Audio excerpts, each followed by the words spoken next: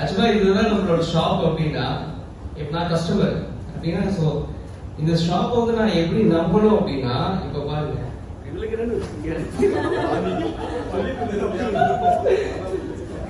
இவ்வளவுதான்.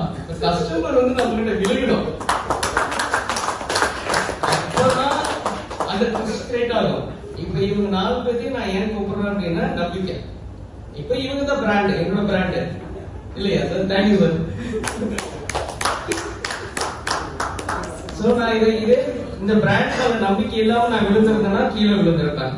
அப்ப இந்த பிராண்ட் வேல்யூ கிரியேட் பண்ண வேண்டியது யாருன்னா இவங்க தான். சோ எனக்கு நாதன் மேல நம்பிக்கை இருக்கு, பௌதி பாபு சார் மேல நம்பிக்கை இருக்கு, சதீஷ் சார் மேல நம்பிக்கை இருக்கு, பூபால் சார் மேல நம்பிக்கை இருக்கு.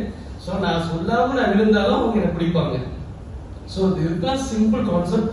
சோ பிராண்டிங்ன்றது, சோ பிராண்டிங்ன்றது என்னன்னா, நம்ம கண்ணு மூடிட்டு ஒரு பொருளை வாங்குறோம் அப்படின்னா அந்த பிராண்ட் வேல்யூ மார்க்கெட்ல இருக்கணும்.